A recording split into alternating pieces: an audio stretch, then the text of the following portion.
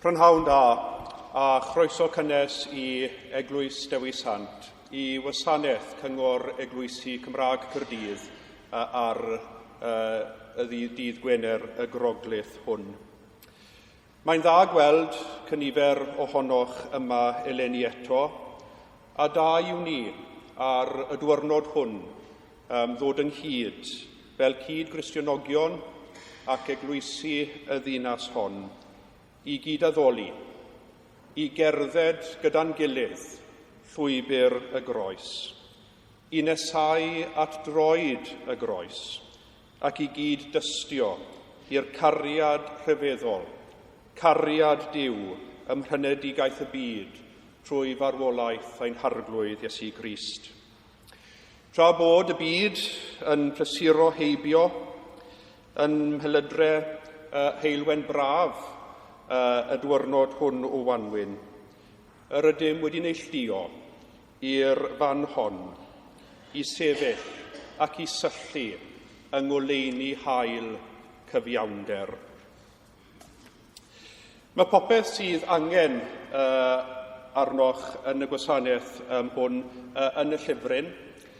Diolch i bawb sydd wedi cytuno i ddarllen ac i gymryd rhan, a gai ofyn i'r darllenwyr i ddod at y ddarllenfa os gwelwch yn dda yn y rhan briodol o'r gwasanaeth.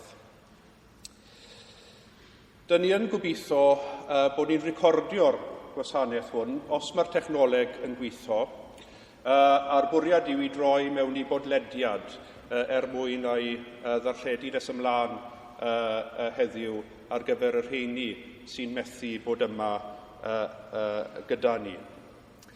Yn ystod y trydydd emyn, fe fydd yna casgliad, ac fe fydd y casgliad eleni yn cael ei rhannu rhwng Pwyllgor ar gyfwng trychinebau DEC trwy law gymorth Cristnogol i gynorthwyo ar gwaith ymhlith dioddefwyr y daeargrynfeydd yn Hwrci a Syria, a bydd hanner arall y casgliad yn mynd tuag at waith Cyngor Eglwysi Cymraeg Caerdydd.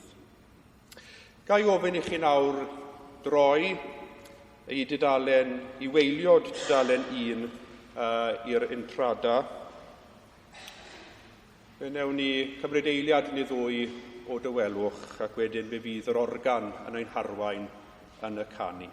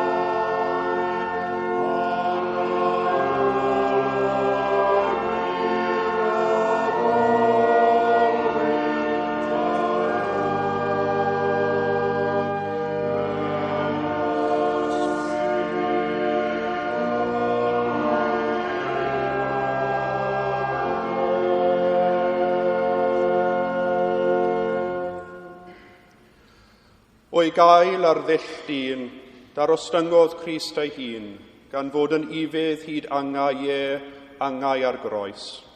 Am hynny trad yr chafodd diwedd, a rhoedd o'r enw sydd goriwch pob enw. Dyma ddydd y groes, dydd buddigoliaeth.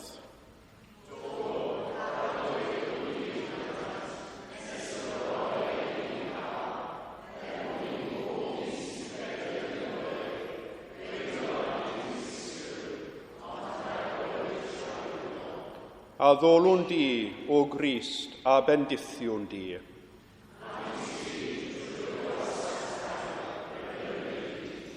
Trwy aberthu dy fywyd ar y groes, fe ryddheuaist dy bobl.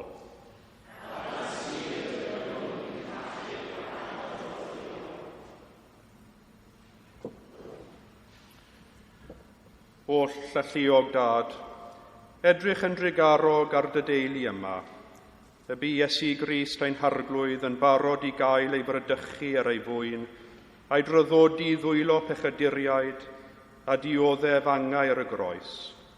Gofynnwn hyn er ei fwyn ef sy'n nawr yn byw mewn gogoniant gyda thi ar ysbryd glân, yn un Duw dros byth.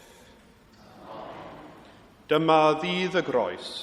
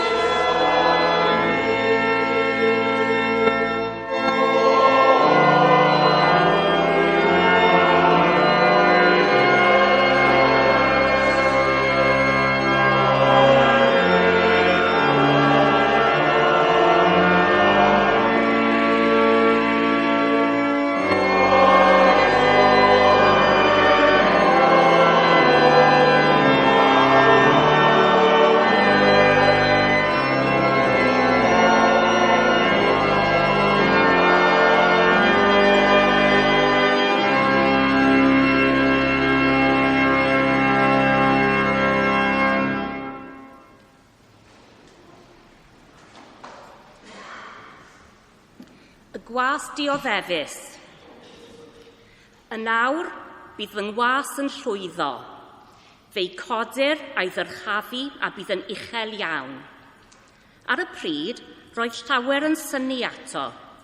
Roedd ei wedd yn rhy hagr i ddyn, a'i bryd yn hyllach na neb dynol, a phobloedd lawer yn troi ffwrdd rhag ei weld, a brenhinoedd yn fyd o'i blegyd. Ond byddant yn gweld peth nas eglurwyd iddynt ac yn deall yr hyn a chlywsant amdano. Pwy a gredai'r hyn a glywsom? I bwy y datguddiwyd braich yr arglwydd? Fe dyfodd o'i flaen fel blagurin ac fel gwreiddyn mewn tir sych. Nid oedd na ffryd na thegwch iddo, na harddwch i'w hoffi wrth i ni ei weld. Roedd wedi ei ddirmygu a'i wrthod gan ddynion, yn ŵr clwyfedig, cyfarwydd a dolir. Yr oedden fel pencuddion hwynebau oddi wrtho, yn ei ddirmygu ac yn ei anwybyddu. Eto, ein dolir ni a gymerodd, a'n gweiledd ni a ddygodd, a ninnau'n ei gyfrif wedi ei glwyfo a'i daro gan ddew a'i ddarostwng. Ond fe'i harllochwyd am ein troseddau ni, a'i glwyfo am ein hanwireddau ni. Roedd pris ein heddwch ni arno ef, a thrwy ei gleisiau ef y cawsom ni iachad. Rydym ni i gyd wedi crwydro fel defaid, pob un yn troi i'w ffordd ei hun, a rhoes yr arglwydd arno ef ein beiau ni i gyd. Fe'i gorthrymwyd a'i ddarostwng, ond nid agorau ei enau. Arweiniwyd ef fel oen i'r llaffa, ac fel y bydd dafad yn ddistaw yn llawr cneifiwr, felly nid agorau yntau ei enau. Cymerwyd ef ymaith heb ei roi ar brawf na'i farnu, pwy oedd yn maelio am ei dynged. Fe'i torwyd o dir y rhai byw, a'i daro am gamwedd ymhobl. Rhoddwyd iddo fedd gyda'r rhai anwyr a beddrod gyda'r rhai drygionus, na wneithai gam a neb ac nad oedd twyll yn ei enau. Yr arglwydd a ddynau ei ddryllio a gwneud iddo ddioddef. Pan rydd ei fywyd yn aberth dros bechod, fe wel ei had, fe estyn ei ddyddiau, ac fe lwydda ewyllus yr arglwydd yn ei law ef. Wedi helbulon ei fywyd, fe wel oleini, a chael ei fodloni yn ei wybodaeth. Bydd fy ngwas yn cyfiawnhau llawer ac yn dwyn ei hanwireddau. Am hynny, rhof iddo ran gyda'r mawrion ac fe ranna'r ysbail gyda'r cedyrn, oherwydd iddo dywallt ei fywyd i farwolaeth, a chael ei gyfrif gyda throseddwyr a dwyn pechodau llaweroedd ac eiriol dros y troseddwyr.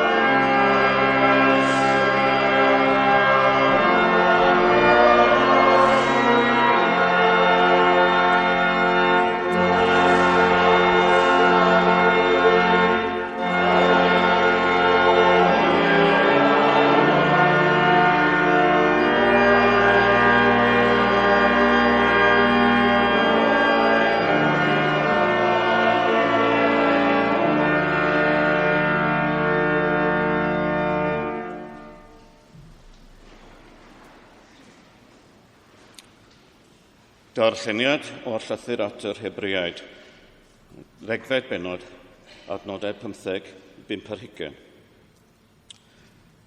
Ac mae'r ysbryd glân hefyd yn tystio wrthym, oherwydd wedi iddo ddweud, dyma'r cyfamod a wnaf a hwy ar ôl y dyddiau hynny, medd yr arglwydd. Roedd yng nghyfreithiau yn ei calon, ac ysgrifennaf hwy ar ei meddwl. Ond mae'n ychwanegu a'i pechodau, a'i drwgweithredoedd, ni chofiam mohonynt byth mwy. Yn awr, lle ceir maddeiant am y pethau hyn, nid oes angen offrwm dros bechod mwyach. Felly, frodyr, gan fod gennyf y hyder i fynd i mewn i'r cysegr drwy waed yr Iesu, ar hyd ffordd newydd a byw y mae ei wedi hagor i ni drwy'r llen, hynny yw trwy gnawd ef, a chan fod gennym offeiriad mawr ar dydd yw, gadewch i ni nesau a chalon gywir, mewn llawn hyder ffydd a'n calonau wedi taenellu lan o ddiwrth gydwybod ddrwg, a'n cyrff wedi ei golchi a dŵr glân. Gadewch i ni ddal yn ddiwiro at gyffes ein gobaith, oherwydd gallwn ddibynnu ar yr hwn a roddodd yr addewid. Gadewch i ni ystyried sut y gallwn enyn yn ein gilydd gariad a gweithredoedd da, heb genfu ar ein cydgynulliad ein hunain, yn o'r alferau hau, ond annog ein gilydd, ac yn fwy felly yn gymaint eich bod yn gweld y dydd yn dod yn agos.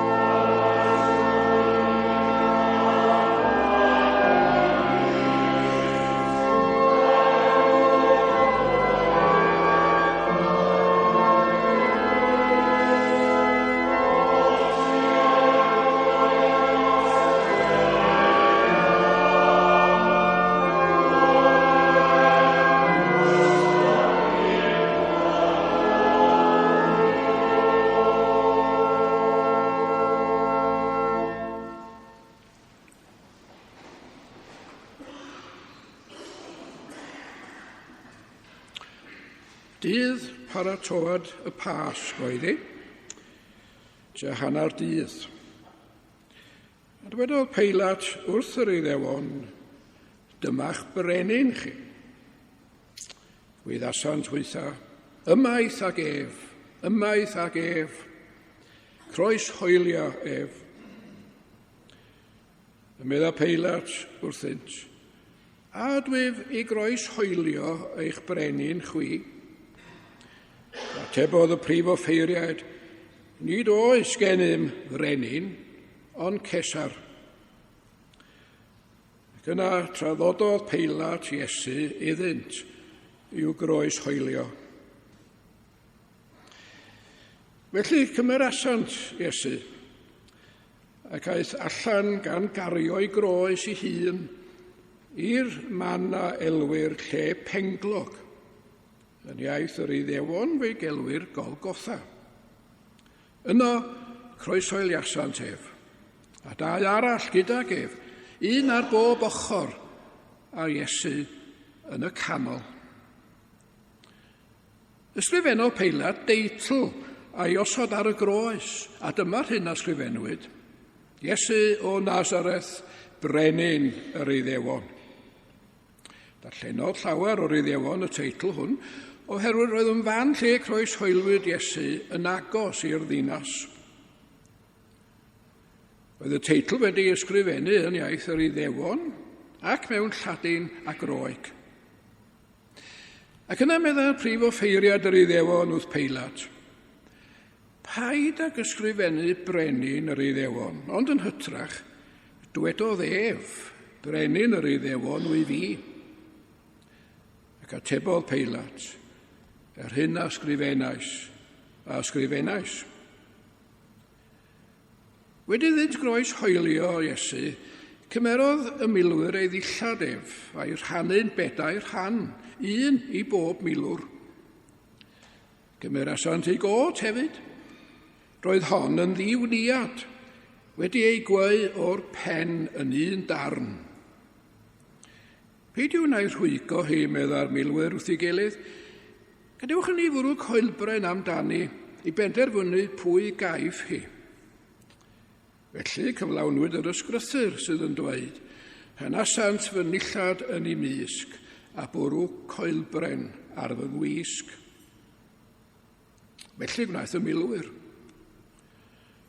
Ond yn ymyl croes Iesu, roedd ei fam ef yn sefyll gyda'i chwaer, Mair gwraig Clopas a Mair Magdalen. A pan welodd Iesu ei fam, felly, a'r disgybl roedd yn ei garu yn sefyll yn ei hymyl, meddai wrth ei fam, wraig, dyma dy fab di. Yna dwedodd wrth y disgybl, dyma dy fam di. Ac o'r awr honno, cymerodd y disgybl hi I mewn i'w gartref. Ar ôl hyn, roedd Iesu'n gwybod fod pob peth bellach wedi orffen. Ac mwyn i'r ysgrythyr gael ei chyflawni, dywedodd, mae arnaf syched. Roedd llestr ar lawr yno, yn llawn o win syr. A dyma nhw'n dod I ysbwng, wedi lenwi ar gwyn yma, ar ddarn o isop a'i godi at ei wefusa. Yna wedi iddo gymryd y gwyn, dywedodd Iesu, gorffennwyd, gwirodd ei ben a rhoi fyny ei ysbryd.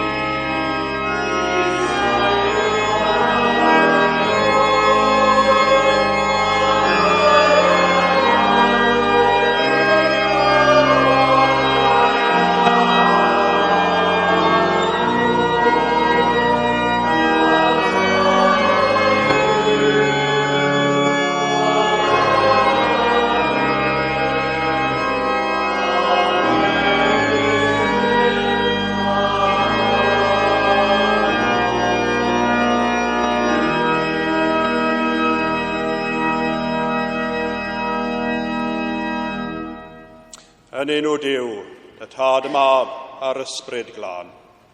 Amen.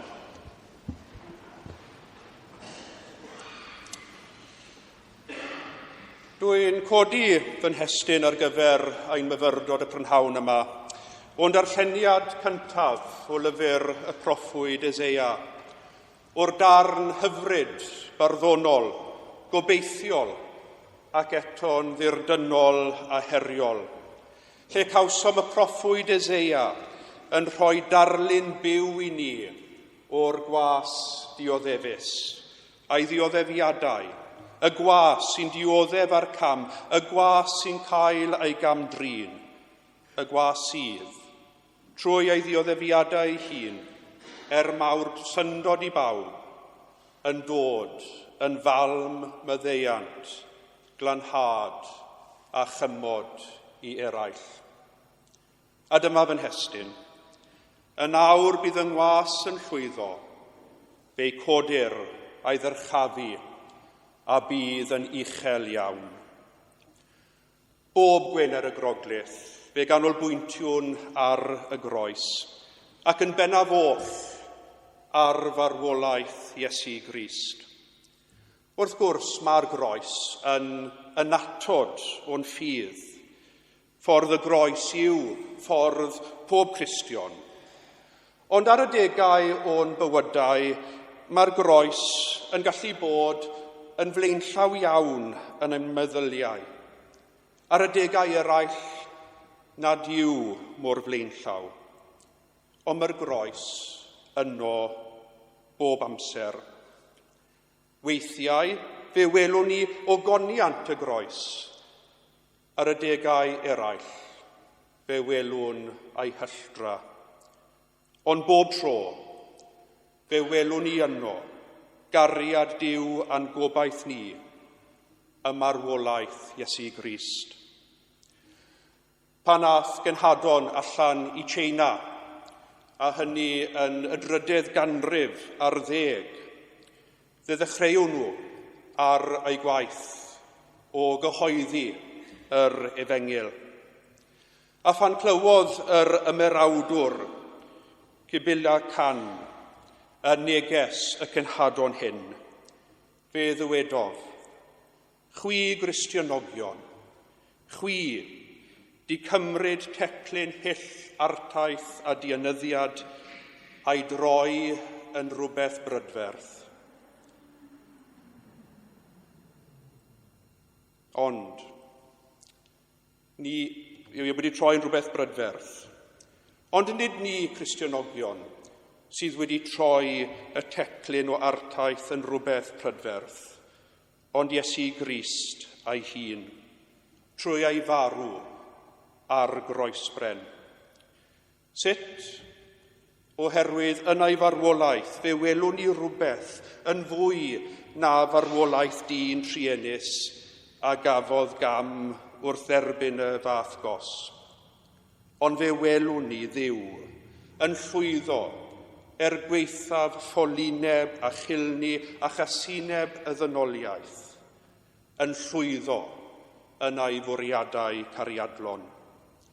Dyma sy'n gwneud y groes mor ganolog i'n ffydd, i'n bywydau, i'r ffordd dyn ni'n gweld ein perthynas â Duw yng Nghrist Iesu ein harglwydd. Dyma pam, ar y dwyrnod hwn, o bob dwyrnod, yn wir, fe gallwn ni'n cyhoeddi'n hyderus ac yn ffyddiog.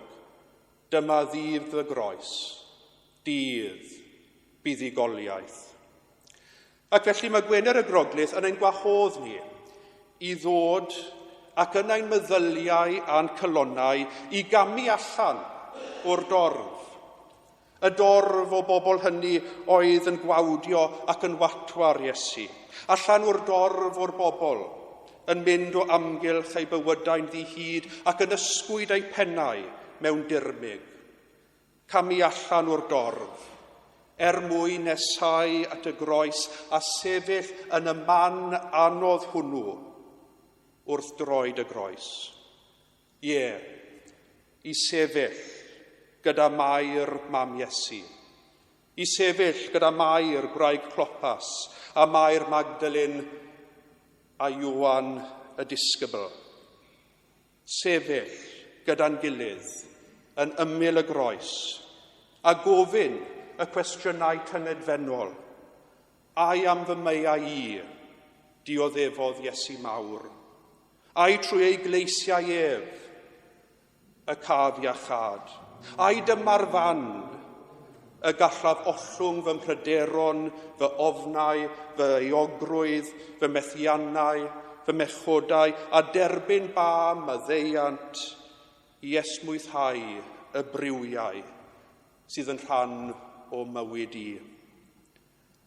Ai dyma'r fan, yma yn ymyl y groes, y mae'r modd i'r byd ddysgu beth yw canlyniadau a'i gamddefnydd o rym ac awdurdod, a'i uchelgais, sy'n gweld rhyfeloedd yn rhygnu mlaen, sy'n gweld y gredigaeth yn cael ei difwyno, a phobl sydd ond am fyw yn dawel ac yn eddychlon yn dioddef. Be sydd gan y groes a'r Iesu croeshoeliedig yn ei holl wendid, ddysgu I ni am natur wir rym, awdurdod a llwyddiant. Yn awr, meddai'r proffwyd Eseia, bydd fy ngwas yn llwyddo. Dim ond wrth I ni dderbyn y gwahoddiad I gamu allan o'r dorf ac I nesau at y groes, y gallwn ni ddechrau ar y gwaith o dreiddio I ddirgelwch marwolaeth Iesu drosom ni. Mae'r gair dirgelwch yn un o'r geiriau mae Cristnogion yn hoffi defnyddio fel ffordd weddol gryno o esbonio rhywbeth mawr, dyn ni ddim yn sŵr neu'n sicr sut I esbonio mewn geiriau. Ac mae nifer yn meddwl bod defnyddio'r gair dirgelwch yn ffordd o osgoi rhoi ateb pendant I beth dyn ni'n gredu, boed hynny am y groes neu'r atgyfodiad neu ryw athrawiaeth arall y ffydd Gristnogol. Ond mae dirgelwch yn fwy na hynny. Beth mae dirgelwch yn ei olygu yw bod modd I ni weld mwy nag un agwedd, bod y gwirionedd yn fwy nag y gallwn ni ei ddychmygu. Nad oes modd I ni ddeall y cwbl, bod yna rhagor I ddarganfod a chael ein rhyfeddu ganddo yn niw. Wedi'r cyfan, ni allwn ddal gafael ar Dduw a'i osod yn ddiogel yn ein poced. Yn hytrach Duw sydd yn dal gafael yn om ni ac yn ein hydnabod ni i'r eithaf. Mae mwy i'r groes nag y mae unrhyw un ohonom yn gallu dechrau dychmygu. Ac felly bob tro dyn ni'n nesau at y groes, dyn ni'n nesau gyda phopeth sy'n pwyso ar ein meddyliau ni. Dyn ni'n dod yn fynig iawn, yn llwythog a chwestiynau ac I amheuon. Dyn ni'n dod ar fynych a phopeth sydd yn digwydd yn ein bywydau ar hyn o bryd. Dyn ni'n dod â'n ofnau. Dyn ni'n dod â'n holl fwriadau da. A dyn ni'n dod â'n bwriadau da. Dyn ni wedi methu a'i cyflawni. Ac mae Iesu yn ein gwahodd ni I wneud felly, oherwydd wrth droed y groes, y mae lle I bob un. Nid y fi berffaith, nid y fi y mae pobl eraill yn ei weld, ond y fi fel yr ydw, fel mae Duw yn fy ngweld. Mae gwahoddiad I ni nesau fel yr ydym, at yr un sy'n dangos a'i gryfder trwy ei wendid ar y groes. Y gwas dioddefus, y Crist croeshoeliedig. Wrth I ni ganolbwyntio a myfyrio ar ddirgelwch y groes, ac o ngoleuni y groes, fe welwn nad oes diwedd ar gyfoeth a dyfnder cariad a maddeiant Duw. Yng ngeiriau Robert ap Gwilym Ddu, Rhyw newydd wyrth o iangau drud, a ddaw o hyd i'r golau. Dyna'n gryno i'w dirgelwch y groes. Y dirgelwch sy'n ein harwain at galon ddiw a'i hun. Wrth nesau yn ein meddyliau yn cylonet y groes a dechrau'r gwaith o fyfyrio ar y dirgelwch, fe gawn wahoddiad arall. Y gwahoddiad i dderbyn. Derbyn. Dyn ni'n dda iawn fel Cristionogion yn rhoi o'n hamser, rhoi i waith yr eglwys, rhoi i waith y gymuned, rhoi i'n teuluoedd ac yn y blaen. Yr holl bethau, dyn ni'n galw'n cariad ymarferol, cariad ar waith. Wrth i ni wneud y gorchymyn ein gorau glas i gyflawni'r gorchymyn a rhoddodd Iesu ar y noson cyn ei farw. Cerwch eich gilydd fel y cerais i chwi. Ac mae'n orchymyn sylfaenol, trwy ein gweithredoedd, trwy ein gwaith, trwy ein gariad yn gofal, y mae eraill yn gweld ein bod yn ddilynwyr Iesu Grist, ac yn ceisio ein gorau i gerdded llwybr y groes. Ond mae'r rhoi o hyd yn waith blinedig, yn gorfforol, yn emosiynol ac yn ysbrydol. Mae gofalon bywyd a disgwyliadau, mae prysurdeb bywyd yn ein tynnu ni i bob cyfeiriad. Wrth roi o hyd, mae ein cariad a nerth yn gallu pylu. Ac yn lle gweithredu o gariad, gweithredwn yn gyndyn o ddyletswydd, sydd yn lle'n rhoi bywyd ac yn egni ni, yn signo ein bywyd a'n hegni ac yn ein di-hysbyddu. Neu'n wath beth, dyn ni'n methu a gwneud popeth, a dechreuwn ni deimlo ychydig yn euog am ein methiant. Does dim byd yn wath na gadael rhywun arall lawr, a does dim byd yn wath na'r teimlad hwnnw o adael ein hunain lawr. Mae'r ergyd yn brifo pan ddigwydd hyn i ni, ac ydy mae yn digwydd i bob un ohonom. Fe deimlwn efallai ein bod yn methiant neu'n wath byth yn rhagruthwyr. Ond na, dydy ni ddim y pethau hyn. Dyna sy'n gwneud ni'n ddynol. Fe welwn ni hwn ar waith yn hanes y dioddefaint.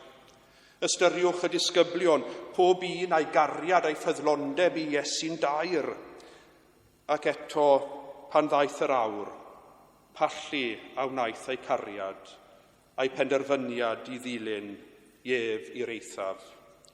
Roedd Judas wedi ei frydychu, roedd Pedr wedi ei gwadu, roedd y dorf oedd yn ei groesawu mor wresog i Jerusalem ar un ddiwrnod, yn bloeddio ac yn crochlefain croeshoeli'r ef. Fe olchodd Pontius Pilat ei ddwylo ohono. Fe welwn mor eglur yn hanes dioddefaint Iesu, yr hyn sy'n digwydd pan mae cariad yn pallu, pan mae'r galon yn caledu, pan mae mynedd yn mynd yn bryn a blinder yn pwyso'n drwm. Mae'r hen natur ddynol yn dod i'r fai ac yn brathu. Felly ble rawn i adnewyddu ei nerth, ble rawn i brofi'r gras a chariad megis diliw i'n cyfnerthu, i dorri'r syched, ond at y groes, i ffynhonnell ein ffydd, i ffynhonnell cariad Duw, a derbyn beth sydd gan y gwas dioddefus, y Crist croeshoeliedig i'w rhoi i ni. Ei gariad yn rhad, a'i fyddeiant ddiball.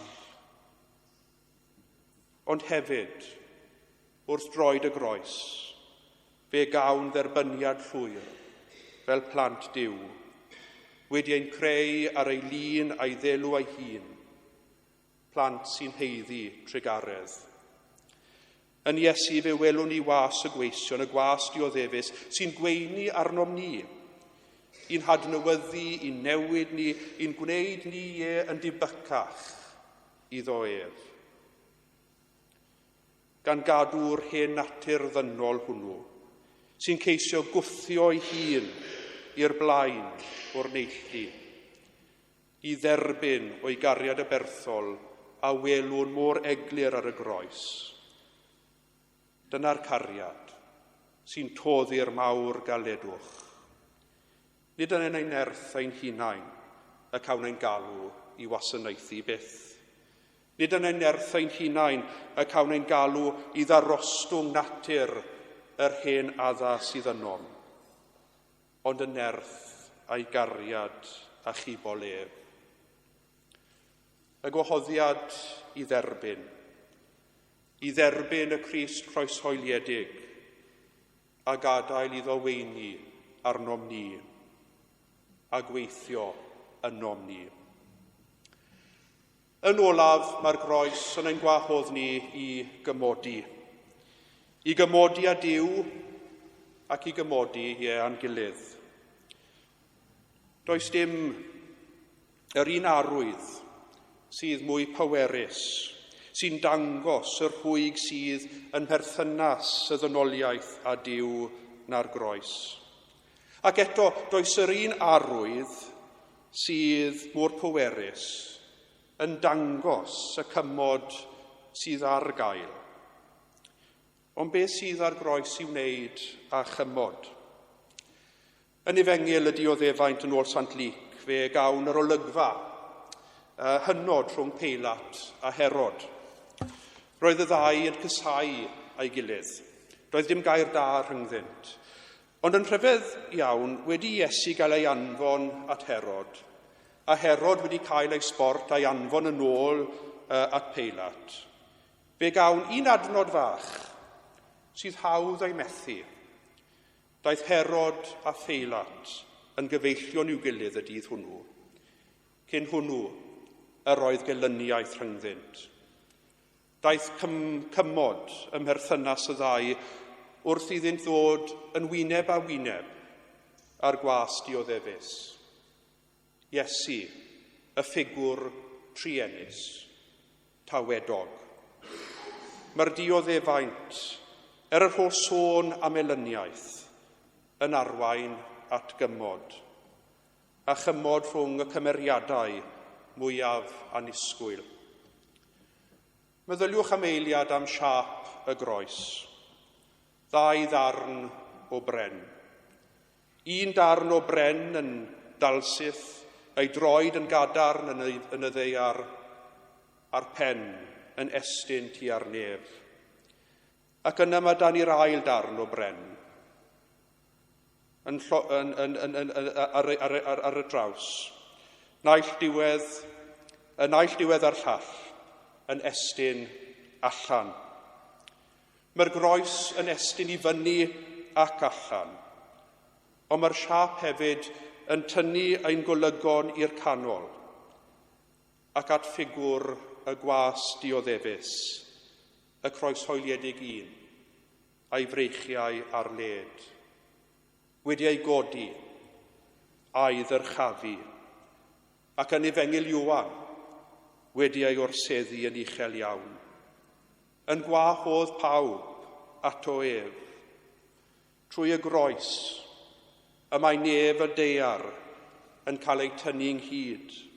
Trwy y groes, y mae pobl o bob cyfeiriad yn cael ei denu ynghyd. Ac yn y canol, fe welwn y gwas dioddefus yn tynnu popeth ato ei hun, yn cymryd yr holl elyniaeth sydd arno ei hun, a trwy ei farw aberthol, yn creu rhywbeth newydd, yn creu ffordd i ni ddod a chymodi ein perthynas â Duw, a'n perthynas a'n gilydd trwy y groes. Dyma rym y cariad dwyfol. Dyma rym cariad y gwas dioddefus, y Crist croeshoeliedig. Roedd yn barod i fod yn ifydd hyd angau, angau ar groes, i roi y gallu i drwsio'n perthynas a Duw ac a'n gilydd, ac i wneud iawn. Ein gwahodd y mae Gwener y Groglith, ein gwahodd i nesau at y groes, ein gwahodd i dderbyn o gariad rhad a myddeiant diball Duw, yn ein gwahodd i gymodi, i wneud iawn a Duw a'n cydddyn. Dyma ffordd y groes, dyma ffordd ein hechawdwriaeth, dyma'r neges sy'n treiddio'n ddwfn i'n calonnau ac sydd yn ein hysbrydoli ac yn ein newid ni. Y gwas dioddefus, y Crist croeshoeliedig, mab y Duw byw a lwyddodd i wneud yr hyn na allwn ni ei wneud drosom ein hunain. Caru hyd yr eithaf a marw mwyn gwneud yn iawn drosom ni. Wedi derbyn y gwahoddiad, beth yw'n hymateb i'r groes, ond i godi a dyrchafu yn ein bywydau y gwas dioddefus, ein harglwydd Iesu Grist. Yn awr bydd fy ngwas yn llwyddo, fe'i codir a'i ddyrchafu a bydd yn uchel iawn. Amen.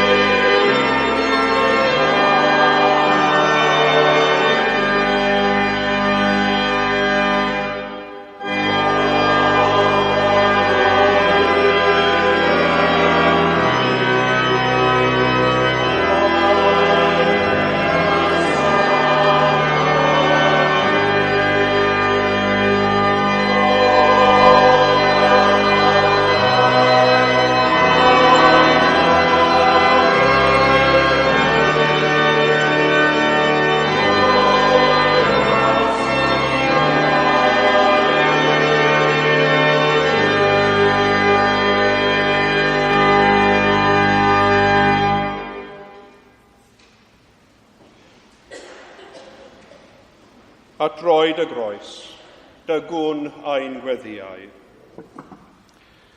O llalluog a beth fywiol ddiw, casglodd dy fab Iesu Grist bobl iddo ef ei hun, a'i sancteiddio a'i waed. Gweddiwn dros yr eglwys. Oed i Gristionogion ar draws y byd, dderbyn o dydangnefedd a thymgeledd. Oed iddynt ddyfal barhau mewn ffydd, a thyfu mewn undod a gogoneddu Duw. Arglwydd Cliwni. O llalluog a thragwyddol Dduw, sydd trwy ysbryd yn llywodraethu ac yn sancteiddio holl gorff yr eglwys. Gwrando ein gweddi a ffrymwn dros bawb, lleig ac ordeiniedig, sy'n gwasanaethu yn dy enw di. Y byddont a hwythau'n gyfrannog o rodd dy ras, yn llwyr ymrwymo i'w galwedigaeth, ac yn dy wasanaethu di mewn sancteiddrwydd a gwirionedd. Arglwydd Cliwni. O Dduw a Thad graslonaf, yr wyt yn ymestyn allan at galonnau pob un byw, ac yn dymuno lles pawb trwy'r holl byd. Gweddiwn dros arweinwyr y byd, dros ein llywodraethau a phawb sy'n rhoi o'i gwasanaeth mewn swyddi cyhoeddus. Oed iddynt geisio tegwch, gwir heddwch a'r rhyddid i bawb. Oed i ysbryd o dangnefedd dywys calonnau'r rhai sy'n llywodraethu, fel y byddo cyfiawnder yn ffynnu, rhyddid yn ddiesgog, a daioni'n parhau heb ddiffygio drwy'r holl byd. Arglwydd Cliwni. O llalluog a thragwyddol Dduw, cysur yr rhai sy'n galaru, a nerth yr rhai sy'n llwythog. Gweddiwn dros yr rhai sy'n gweiddi a llef uchel yn ei dioddefaint y dydd hwn.